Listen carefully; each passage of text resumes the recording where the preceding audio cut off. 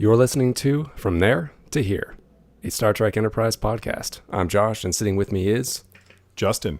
Well, it's our pilot episode, so we're going to talk about the pilot episode, Broken Bow. According to Wikipedia, this is the episode breakdown. It is 9 decades since Zefram Cochrane produced humans' first warp flight as seen in the film Star Trek First Contact. And Earth finally launches its first starship of exploration, the Enterprise NX-01, commanded by Captain Jonathan Archer, and against the objections of the Vulcans, it departs on an urgent mission to return an injured Klingon to Kronos, the Klingon homeworld, but come into conflict with the Suliban. This is Season 1, Episode 1 and 2. It was directed by James Conway and written by Rick Berman and Brannon Braga. Its original air date was September 26th, 2001. It guest stars John Fleck as Silic, Melinda Clark as Saren, Tommy Lister Jr. as Klang, Vince Armstrong as Admiral Forrest, Gary Graham as Ambassador Soval. A little trivia. Every Star Trek series has a handoff of sorts from a character from a previous incarnation. TNG had Dr. McCoy, DS9 had Picard, Voyager had Quark, and in this we have an uncredited appearance from James Cromwell as Dr. Zefram Cochrane. His character was already gone as the events of this story start. So this is a recording they're watching, which was a cute little way they found to work someone into their handoff. Where do you want to start? Well, let's start at the beginning. Let's start with the opening teaser. You and I rewatched this, which is Archer and his dad, right? Which is what? Archer and his dad. Oh, Archer as a boy. What? I'm sorry, skip that. I'm talking about the teaser with Klang. Oh, okay. The opener with little Johnny Archer is okay. It's a little sappy. It's a little sappy. A little bit. It's a little saccharine, and yes. Honestly, I think the show they have like a color filter on it, like an orange haze, and it has that UPN outdoor look that just I find very revolting. Yes, so it does. Honestly, those scenes, R.I.P. UPN. It's as though they were only there for the final line of the episode, which is, we can't be afraid of the wind, Ensign. Like, we have all these flashbacks just for that moment, and the little bit seeing T'Pol there on the beach. But for me, the opening is Klang. And you and I watched this episode together, and as I was watching it, I was really taken with the far more cinematic nature of the filming of Enterprise versus the last show, which was Voyager. And even though it's only 16:9 and not 2:35 like modern day Trek is filmed, it still had such a cinematic feel to it compared to the very TV looking Voyager and TNG and DS9. Well, that was something that was happening at the time. This was they were starting to early 2000s move their way over to widescreen. People were going to 16:9, they were going to HD, and I think people really didn't notice at first because most people's TVs were still square. So they would get pillar boxes on top and bottom. Right. Not really thick ones, but they would get that. But I think it took a little while for it to catch on, but I'm glad that Enterprise did that. Yeah, it was filmed with the intention of being released in HD, so it always had that in mind, which was nice. And aside from being 16:9, it had a certain... I mean, all of the shows were filmed on 35, but maybe it was the lighting. It was more contrasty, more filmic, which was nice. I mean, you watch it back then, it looked like a movie-ish. Today, it looks like TV. But it had an updated look, which was really nice. And you could tell by the way the action scene played out that this was going to be bigger and badder than the Trek that had come before. And it was a good setup, a good start to the episode. And it was a mystery. It was intriguing. Sure. It was a mystery and intriguing. And is it Tiny Lister? I think so. Is that dude was born to play a Klingon. He was awesome as a Klingon. And I wish they were presidents of the and the president universe. of Earth. What the hell is eating up all the satellites? That guy all Klingons should aspire to look and sound like him. He was very intimidating, and I really dug that. He's a Klingot. A Klingon. So that that's the teaser. I mean, it's all mystery, but I was just more talking about the aesthetic and the setup for the show. I think that it looks really good. It was a good solid start. We should say this is not the first time we've watched Enterprise. Oh, no. This is a revisit. Yeah, we're lifelong Star Trek fans. Yeah. We've seen them all. We've seen Enterprise many times. And it's been a while since we've kind of started from the beginning and watched it. I think this pilot episode for Enterprise is one of the best pilot episodes of all the series, which isn't a high hurdle to get over because most of them are really bad. Well, I mean, Encounter at Farpoint is terrible. Is arguably the worst. Emissary is okay. It's a miracle that TNG got a series after that opener. It was such a snooze fest. Well, if they were on a network, they probably wouldn't have. Yeah, maybe not. No, maybe not. But it's a great setup. Do you think it's a better pilot than Emissary for Deep Space Nine? Oh yeah, absolutely. Really? Yeah. Because of story or production value? All of it. It looked better, Well, and it was obviously production value. It looked better, and it was more compelling. I didn't find the opening of Deep Space Nine. I mean, yes, the opening teaser is great. Sure. Wolf 359, but I didn't find. It is a bit of a slower episode. This one is not. I didn't find the beginning. I don't mean just the pilot, but the start of the show of Deep Space Nine to be that compelling. They had an interesting premise, and where they went with it at first was a little boring. Yeah, well, fair enough. Of course. So you would say... the Calamarain episode. Or Alamarain. Alamarain. That was great. So you would say, hands down, this is the best Star Trek pilot that you've seen. I know you're not really up to date on the current stuff, which is a whole nother... Well, yeah, that's a whole nother animal. I'm not counting that in my... No, that's... No. We're talking classic Trek. Yes. Of which this is the last... That's true. Classic Trek. That's true. It was kind of a dying breath for Star Trek. It was, and I gotta say... It was on the way out. I mean, this was around when Nemesis came out, and Nemesis didn't do very well. No, you're right. And, I remember... I don't remember... Did you ever watch Farscape? Yeah. Okay. I remember watching behind the scenes for season 4, and they showed their wrap party. They didn't know it was going to be their wrap series party, but they found out they were canceled. And I think it was a producer, not the producer, but one of the producers, came out and talked to the crowd of the crew and the cast. And he name dropped Enterprise. And of all shows, that must have been coming out around the time that Farscape was canceled. And he said, I think I can quote him, and he said, Enterprise is a lumbering dinosaur compared to our show.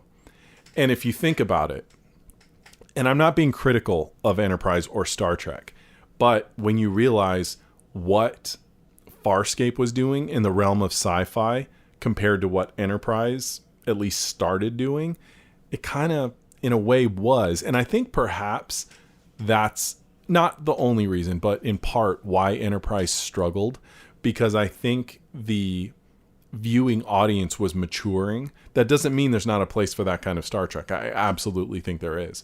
But I think Star Trek has, until 2009, Star Trek has really struggled with trying to be hip and cool and different and edgy and sexy and all that stuff. It's never been that animal. And whenever they try, it feels awkward and it doesn't really work.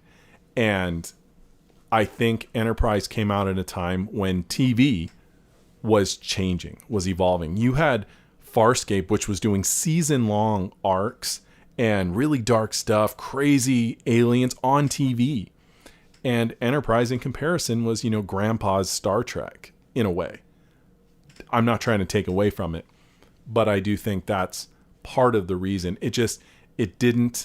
Voyager was already repeating itself as far as Star Trek goes. Enterprise needed to be vastly different, and it wasn't. It was simply an updating of current Trek at the time. And I think that's reflective in the way the show looks, the way the characters interact, the way they talk. I think it's all there. And I think that's part of the reason. Again, not the only reason, but part of the reason why it and Star Trek struggled. I mean, look, you mentioned Nemesis. Look at Nemesis. It tried so hard to be edgy and dark, and it may have had a scene or a shot or two that kind of accomplished that. But as a whole, it's still Grandpa's Star Trek. So I kind of went off. Sorry, I went off on a tangent there, but I got to thinking about that when I remembered that quote from the Farscape guy. Do you have any thoughts on that? wasn't aware you even thought that way about it. Enterprise was trying new things. I didn't think it was a dinosaur. I think that guy, that person of Farscape. I don't think it's a dinosaur, Okay. but I just remembered that quote. And Well, I agree with you about Nemesis. Movie is a different animal, though. But I agree they were trying too hard, and that isn't what people wanted. right. And that's why it failed. Well, not the only reason, but it's one of them. I think Enterprise did a good job, though, in trying something new in the Star Trek universe. They went back into the past, did a prequel. They changed it up. They took a risk. They made it seem much more close to our time, even though it's still, a couple hundred years in the future. Right. But it made it a little bit more relatable. The characters weren't perfect. They wore ball caps. They wore ball caps, yeah, And jeans. and jeans. Yeah, they were like us. It was an interesting way to go about it. It was an interesting idea. Not wholly risky. No. No. I mean, yes, Farscape was. That was a totally different kind of show. For one thing, it was. Star Trek is more hard sci-fi, right? Would you call I would call Farscape hard sci-fi. Really? Oh yeah. Okay. Oh yeah. Okay, I guess it has been a little while since I've seen it, but I think this was a good opening. I really do, and I think the characters were set up pretty well. Not all of them had their moment to really shine. I mean, usually each one of them gets a scene just to kind of set them up. Yeah, they all got Mayweather, something. Hoshi, Trip. Everyone kind of got a scene to establish him. Phlox didn't get much, but he got a little bit. You get a sense of him. Mm-hmm. Yeah, absolutely. But some more than others. T'Pol and Archer kind of got a lot of screen time. But I thought they all kind of the way the show was written, it combined a lot of exposition with this story, which admittedly was a little vague. Didn't really know what the Suliban wanted. Suliban. Yes, you didn't know what the Suliban wanted or what exactly the Tiny Lister was carrying, in his blood. Klang. We never found out. No. We don't know what this person from the future talking to the Suliban, what he wants. No. What's the motive? The stuff with the Suliban and the future guy, that stuff was definitely exposition heavy for the series going forward. The stuff with Klang, that was just for this specific episode, and it, like you said, they didn't even tell us what was in there. Maybe it's not really important. It's just a MacGuffin anyway. That's true. But well, you said something about Klang. What we needed, along with other people, other characters, was a kind of personal stake. right. Something about Klang was. Yes, the actor brought character to him, but there wasn't any backstory. We didn't know who he was, what he was doing. We didn't really have a sense to care about. You liked him. You felt he was I didn't like or disliked him. I found him interesting to watch. Yes, but you thought he was, not wholly a bad guy. I have no idea. It really kind of did leave it ambiguous, but I got the impression that he was more of a good guy than an He struck evildoer. me as a typical A Klingon. typical Klingon. Okay. Which is neither good nor bad. But I He was just agree a Klingon. with what you said, that he should have had some kind of personal stake in Yeah. what was going on. That would make us care a little bit more. Yeah, you and I talked about it, and we talked about how we both felt about the halfway point of the episode, which is, of course, a 90-minute, 2-hour episode.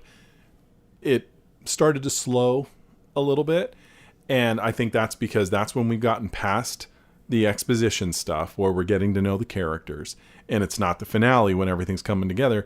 It's that middle ground. It's where they got to that station, some of which was interesting, but that's when the stuff with the Suliban and the Klingons, or Klingon, come together, and we don't really know much about the Suliban. We know a little bit, and obviously a lot of it is intended for later, but Silik, our face of the Suliban, in my opinion, should have had more screen time. He should have been, maybe even the only Suliban we see, just to make a more personal connection, make it a little more directed.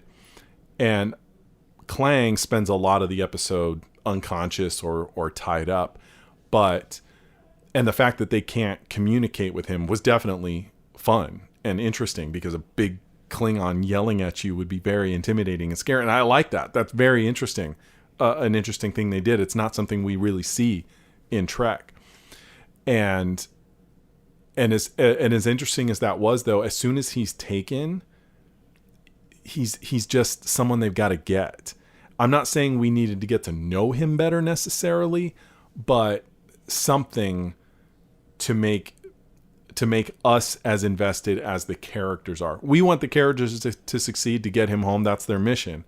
But it was lacking something in that. Not horribly, but something was missing. And you and I both felt that lull in the middle part. It did feel like it was missing something. I did feel that lull, but overall, I thought it was a pretty successful pilot.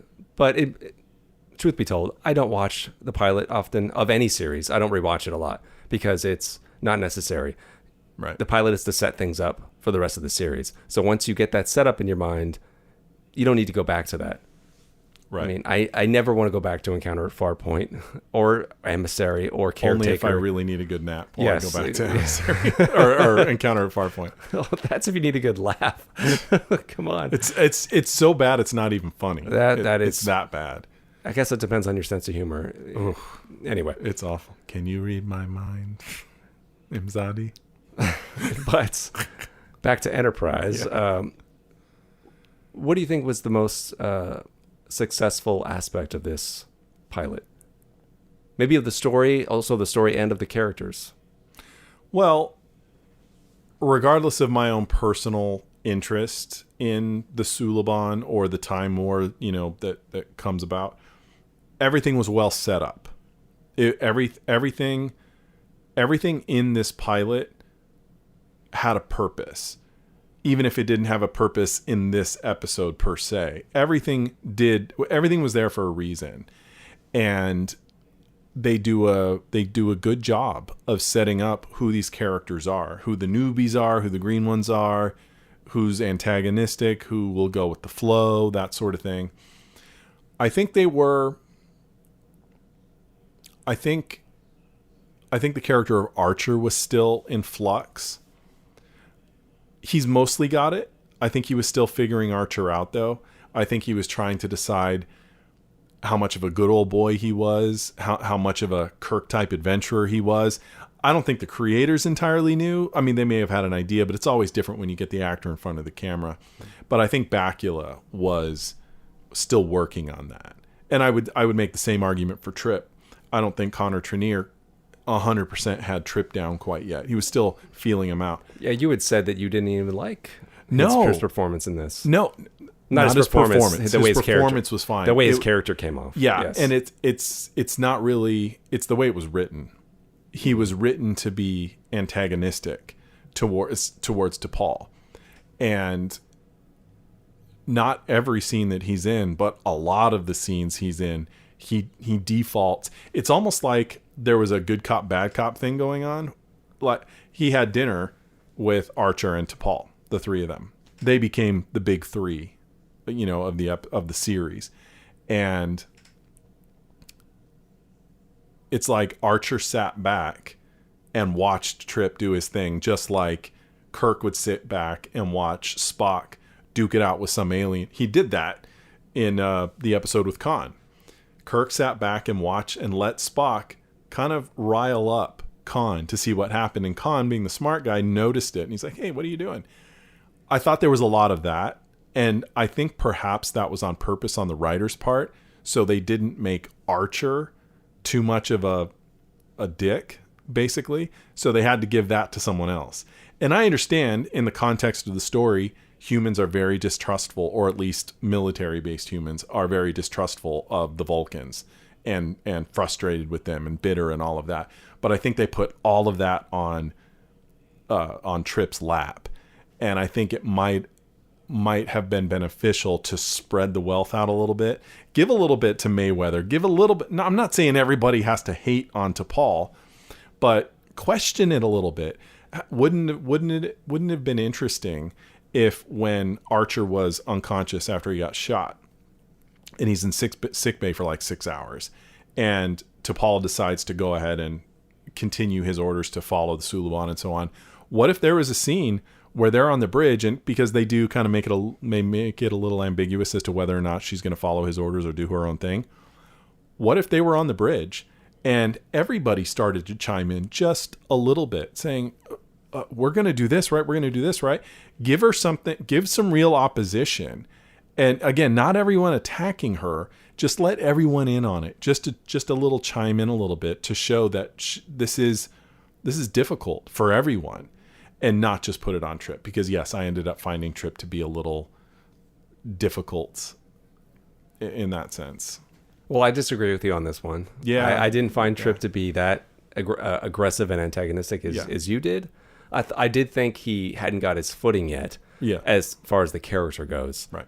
He would soften and become a bit more maybe that was the problem. Likable. Maybe that was the problem, that if Trenier had shot the same episode a few episodes later, he probably would have played it differently, because he would have gotten a handle on how Trip would handle that. Yeah, not to skip ahead to future episodes, but we know what's coming. But in future episodes, like 5 from now, right, he's much different and much more likable, I would say. No, you're right. That there are episodes where he directly challenges people, a cultural challenge, just like he does to T'Pol. And it does come off very differently later, even just in the season.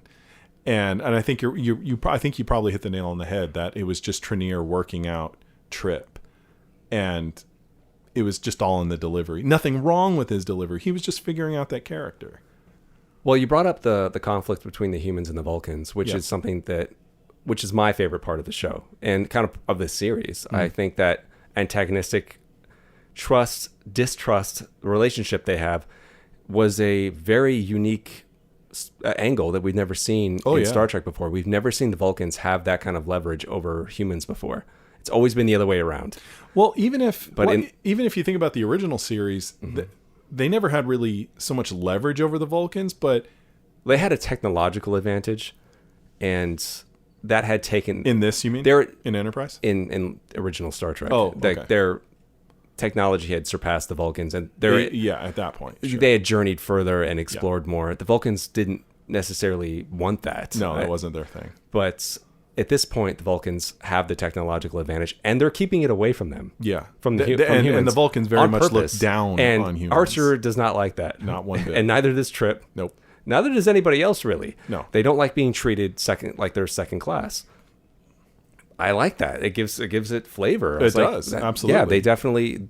I mean, I can't not agree with the Vulcans. They have a point. I was just going to say, it's ready. It's very relatable. I mean, if you, as an adult, were not so much responsible for, but were friends with a young person who, I don't know, decided they want to start shooting guns or something, you'd say, okay, but we're going to start you with this. You're going to do it this way because, yes, you're an individual and you can do your own thing, but we don't want you to hurt yourself. But then you get to a point where you got to let the kid fly, you know, and the Vulcans at this point are not letting the humans fly. And it's going to... Literally. Well, we're going to see this through the eyes of the Enterprise crew. Yeah. They're going to encounter species that are less advanced, and they're going to have the same conundrum that the Vulcans have. Right. So I think they'll begin to understand a little bit more the Vulcans' way of thinking. The other part that I really liked, I think, in terms of the characters, was I think T'Pol. Right. I think I found her the most interesting in the pilot, at least. I think Jolene Blalock did a great job. I don't think she got enough credit playing a Vulcan. No, I don't think she did. And she did a good job. Because you have to be very cold, but also have personality at the same time. Yeah, it's very difficult. That's a conundrum. How do you do it? But I think she's my favorite character to watch, not just because she's easy to look at. I mean, but because of the journey that she goes through with her character. She does experience emotions and lots of different kinds of emotions, and it's interesting to see her go through that and change. You don't see that right away. She's not easy to like in this episode, but you can understand why she makes the decisions she does. Right. But still, her temperament isn't exactly likable. No, and you know, even if we were to skip to the very last episode of the whole series, she is not night and day different, which I think is a good thing. She maintains her Vulcanness throughout the whole series. I think there's a tendency, especially in modern Trek, to where all characters end up acting human. It's because they don't know how to write it. They don't know how to, they could probably act it, I'm sure, but they don't know how to write a character like T'Pol anymore. And they're too afraid to let them stay this way. I mean, they were running into granted, 7 of 9 was always intended to evolve from a Borg back to her human self, but T'Pol isn't evolving into anything. She's a Vulcan, and she's perfectly content being a Vulcan. Just like Spock, he doesn't really change. If you look at Spock in the series, not the first episode, you can't base anything off of that first episode. But if you look at Spock in the original series, and then you look at Spock in the movies, he is basically the same guy. He's just, it's not even so much that he's in touch with his emotions, although he is.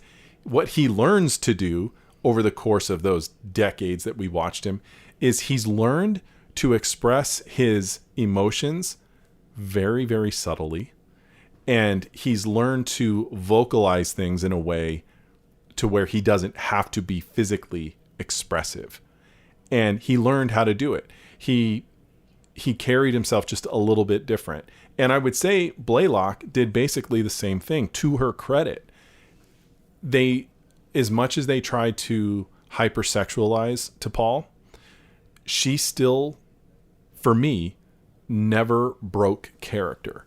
I never felt like she did anything out of character or felt like they took her away from being a Vulcan, even though she got involved with Trip. Heck, that was one of their biggest issues, their cultural differences. And they didn't just put a neat little bow on it, as the series went on. They had real, genuine issues. And Blaylock, playing a Vulcan, man, is difficult. And you can tell when we have hundreds and hundreds of hours of Star Trek to watch. And you can probably count on one hand the actors that did a really good Vulcan. And Blaylock is one of them. That's a very, very hard thing to do. And kudos to her for doing it. I think she did a fantastic job. And she had the most thankless role in this episode. She had to be the one everyone didn't like until the very end. And even at that, she's kind of snooty, which was great. So yeah, I mean, I'm just jumping on your bandwagon. Well, now that she was great. I mean, since we brought up her and Trip, I mean, do you want to talk about the scene? You know what scene I'm talking about? The decon scene? Yes, the decon scene, which is, unfortunately, it's always going to be That's there. the sore spot in the episode. Well, yeah, I would say so. I understand why it's there, and I think everybody understands why it's there. But it's kind of one of those moments where you either kind of put your head down in shame, or you kind of roll your eyes, and then you just wait for it to be over. Yeah. They're doing it to attract young male viewers. Which ironically are already watching. But like you said, they're also showing dudes in like tight underwear. With their junk in full view. And with their shirts off. And Archer was sitting in his quarters in a t-shirt and his undies and put on a jacket and not pants. Yes. You were very apt to point that out. At least they were even. I'll give them that. Yeah. But this is not the last decon scene. No. We'll have a few others. No. I think Archer and T'Pol end up lubing each other up at one point. I think the girls even lube each other up at one probably, point. Yeah, I'm sure probably. That happened. They're like, we got to get them in the room together. How do you not do that? Yeah, of course. What were we thinking? Not that I want to see this, but where was the scene where Archer lubed up Trip? Right. If they want to be equal about it. But you and I both commented on this with the decon scene. Two things. It made us uncomfortable, and it felt long. It felt like I was bored. After the first close-up of her midsection where she's gently rubbing the oil in, right. No, it's slipping a gratuitous close-up. Her fingers just under her underwear. You're like, oh. And then they show feels it's wrong. A close-up of her other side, Sure. her rear end, and then legs. And notice how you don't see, you don't get close-ups Connor of Trip Turnier's like that. butt crack. Or his man junk. No, you don't get that. No, sir. And No, we don't.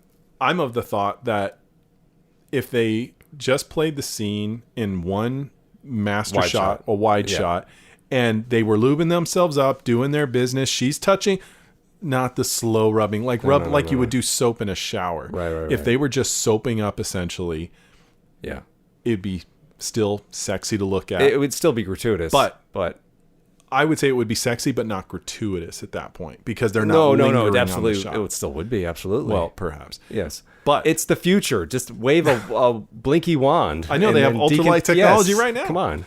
But I did like, however, when he goes to close up on her ears, put the lotions on her ears. Yeah. And that was not so much a sexual thing as much as he was just intrigued. And it did feel sexual to me. Maybe a little bit. But we're also colored by the that fact that we know those two will have a relationship later. That for me wasn't the issue. It was just a human curiosity of a pointy ear. And I just thought that was interesting. Yes, I agree with that. But I had those two thoughts combined in my head. Okay. I can't take those thoughts away. You can't unknow it. No, I can't unknow that part. Fair enough. So it's there. It's awkward. It is. Just like it. It's.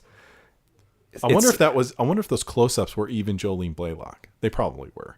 I like the tight shots of the abdomen. I think so. I mean, why not? She has the body for it. Why wouldn't she? Yeah, they're not gonna just hire a body double for that. And you see her there. I think they wanted to hire the whole package. So yeah, well, she was showing her high beams, the whole time, which also felt like it was really cold in there. Yeah, like why is this? I like looking at her. She is a treat to look at. That was by far at that point when this first premiere, whatever year that was as far as I'd seen them go in that sexuality realm. Like we had 7 of boobs before this. 7 of 9 is like kindergarten. Yes, that's what I mean. And I was like, oh, but in the original series, they had the women and they had short skirts, and you could see their undies a little bit. Well, I asked you this question.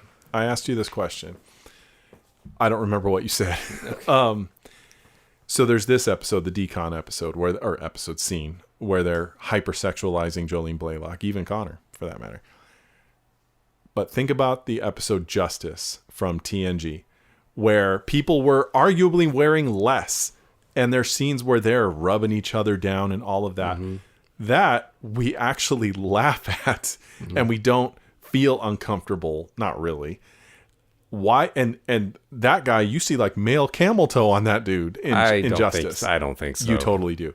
Okay. It's like you can't not see it. Just like in Star Trek: The Motion Picture, you can't unsee Decker's first mate in this one particular shot. I think why those things are different are because this was an intimate moment in Enterprise between two people, almost sexual. That's what it felt like. Yes, and it was made to feel like that way. I think I used the word Skinamax at one point. Yeah. It felt like that. Right. The scene from Justice when they're lubing each other up, there's oiling and massaging. It's all done wide, like you said. It's wide. They don't linger on anything. No, there's no gratuitous close-ups of butt cracks or legs or it's all shot matter of factly. Yes, but these people are weird right off the bat. Trip and T'Pol are normal people as far as we know. That's true. So that's true. there is, and of course it's 80s cheese. So that kind of makes it interesting in and of itself.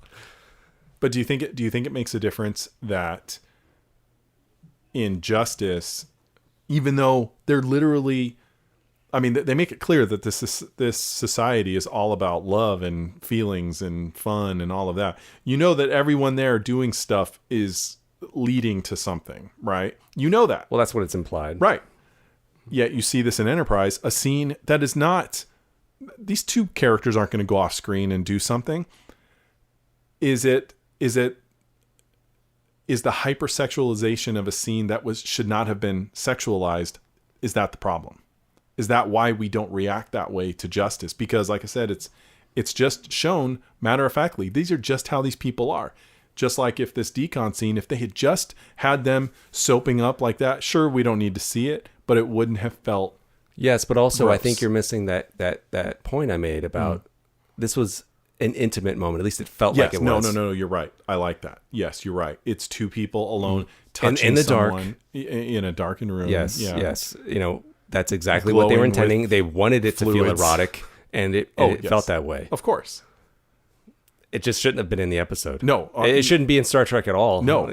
I'm not trying to argue for it at all. It's a shame it was there. It felt like pandering. I mean, after a while, you get used to seeing, T'Pol in her tight outfits. Right.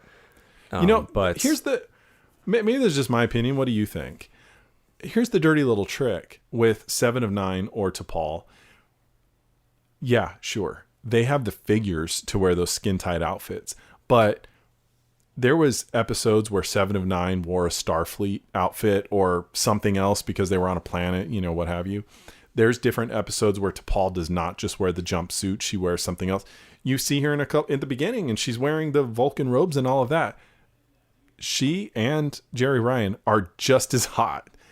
I'm not saying I don't like seeing him in those outfits, but it's for me, it's sad because it's unnecessary.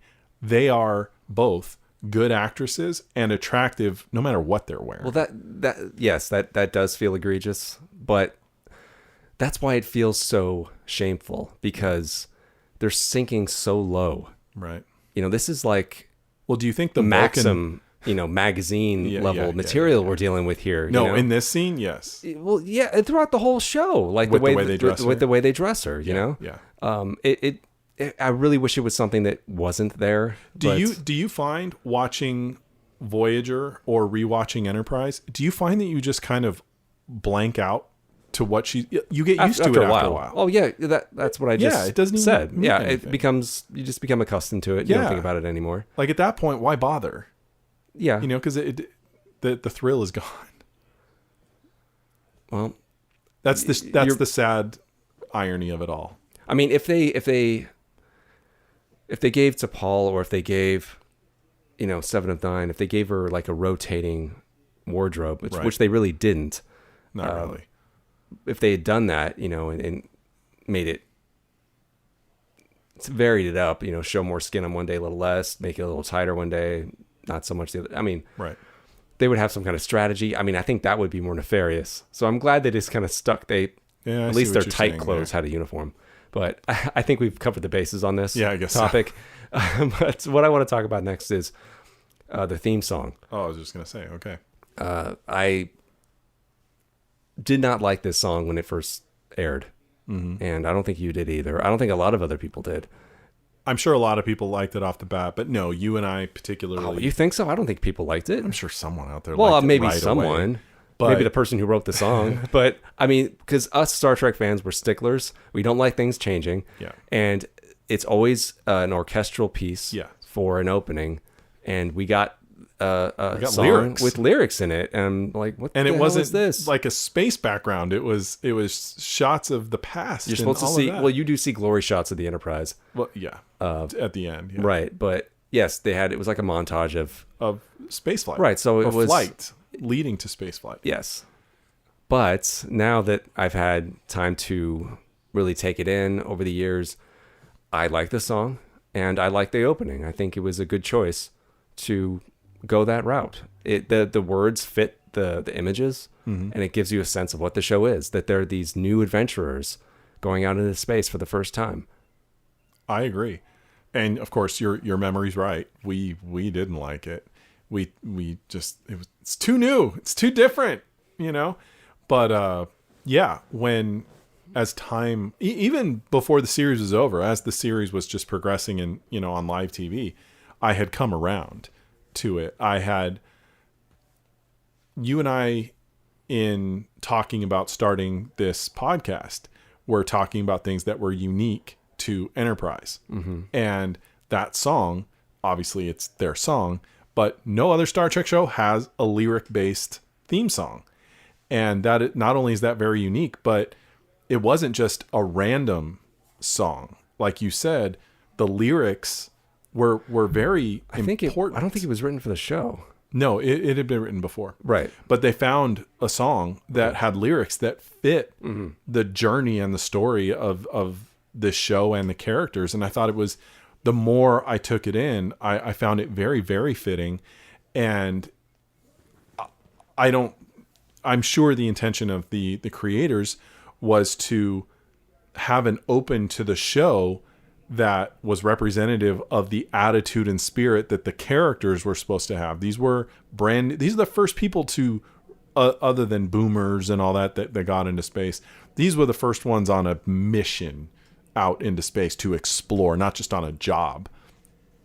And they were all thirsty and hungry for new life and new civilizations and all of that stuff. And I think that song sets you up for that. You know, you and I have talked before about really good opening theme songs. We talked about the song for Quigley Down Under and how that sets you up for a perfect, fun Western. And this song sets you up for at least what they intend Enterprise to be as a show. They may not always accomplish it, but that is their intention. And I think the song is reflective of that and a great choice. Do you have any thoughts on when they juiced it up later? Well, that's right. I think for season 3. They did the same thing for Deep Space Nine. They gave you a I liked version. Deep Space Nine being changed. I think it gave it life. Yeah. It felt a bit slow, and they did some other things. They added some activity to the station. I did not like what they did with Enterprise's theme. Is that right? I preferred the original. Okay. Mm-hmm. I mean, it was still okay, but the original was just it wasn't different enough. I didn't feel like it needed to be souped up. It was fine the way it was. No, I agree. Yeah. I don't dislike the second version, but no, I mean it's fine. But I see what you're saying. But it was just unnecessary. Yeah. Yeah. At least with Deep Space Nine, you can make the argument that the song livened up when the activity of the station livened up. That's true. You know, when it opened up, the song opened up. But Enterprise was just like, please keep watching us. We're not slow. And we're not a lumbering dinosaur. Right. Yeah. So you asked me the question, do you feel the episode sets up the characters and the series properly? Do you think everyone was well represented, or do you think someone was not really given their due in this I think so. I think so. I think they did a pretty good job giving every character a little bit of establishment so you can get a tiny little moment of feeling for their character. Right. I think everyone just about got that. I think you were a little critical about Malcolm. Malcolm didn't get enough. Like, I didn't think he got a character moment. Everyone, even our pilot Mayweather. He often is such a stand-in that I forget his name. But yeah, Mayweather, the actor who I like, he got time. You get a little bit of his character in this, but Malcolm, I think, is the only one that didn't get anything. Well, yes, as we had talked before, every character did have kind of something special about them that at least informs us a little bit of what they're like. He did have something. He was a boomer, like he grew up in space. Mayweather, yeah, right. Yeah. But he's already a pilot, and I think that was supposed to make him a better pilot. Like he's intuitive about space, or like Neelix, he knew that he knew the area. They don't capitalize on it. They don't at all, which is unfortunate. But as with a lot of other series, sometimes a character gets left behind. They sure. I mean, there's only so much time. It's a big cast, and you can only devote so much time to a character. That's true. Yeah. I mean, it happened with Kes. Sure. I would say Crusher didn't get a lot of screen time. You could look at the encounter at Farpoint. Worf doesn't really do much of anything. He's there, but you don't really know. Yeah, I don't think they knew. Klingon. They didn't know what they were going to do with him. No. I mean, well, okay, not to get on TNG for a second here, but I think that kind of sums up my thoughts on the show. At least on this episode. Do you have a grade you'd like to give it? Well, if we're going to give this an ABC grade scale, I would say this episode, both as a pilot and just as a general episode, solid B. Not a B minus, not a B plus, just a solid B. Could have been better, could have been a lot worse. I'm going to give it a B plus. I thought that it was very strong, but okay. It had a little bit extra. I think they really went the extra mile for this opening.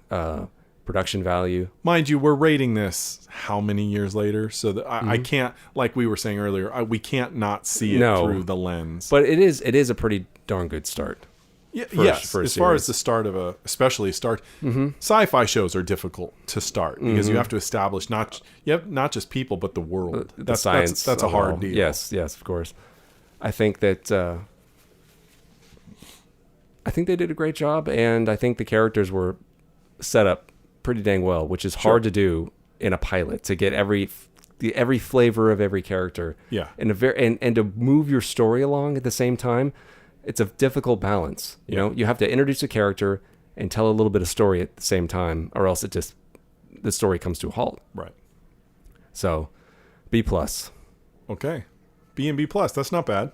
It's not bad. That's a solid start. What would you, just for comparison's sake, what would you have rated Encounter at Farpoint?